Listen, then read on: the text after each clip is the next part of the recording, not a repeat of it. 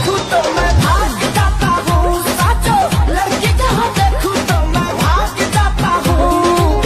ऐसा चलेली राजा जी हमारो लागे कि फिर नहीं मिली, होके न दिल हमारा के सैया की रानी में कीली। उठता दर्द मोरा अलम प्यार से न प्यार करो करता रे जान, अपना बोलो से दबानी हम पर छुए।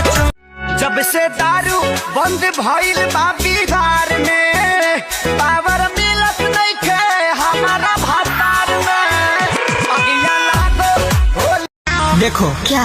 मैं तुझको साफ साफ बोल रहा हूँ। हाँ। वीडियो भी बना रहा हूँ। हाँ हाँ। ड्राइवर साहब भी हैं और ये भाई साहब भी हैं। हम तुमको भगा कर लाए हैं जी। तू मुझे भगा कर नहीं लाया है, समझा ना। हम तुमको भगा कर लाए हैं तो इसमें क्या बुराई है। तारा सॉन्ग है बानी हम पुलिस थाना का करी, बानी तू जाना राजी तो जमाना का करी। नाराज हो हमसे? हाँ। इतनी नहीं मिली तो इतना गुस्सा? कल को कोई दूसरा हमें ब्याह ले गया तो? दुनिया में माल की कमी थोड़े है, दूसरा पटाएंगे।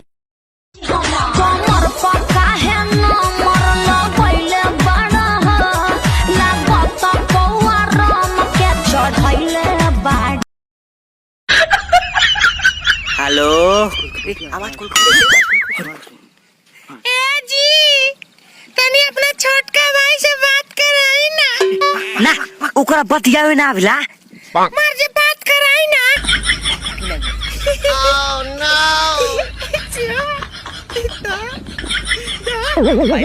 बाकी सोच समझ के बतियाई है।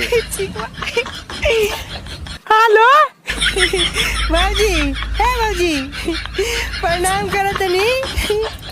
खुशी रही बबुआ, और भैया कौन काम करेनी? हमार भैया बाबूजी जब तार फोनवा काट जलानू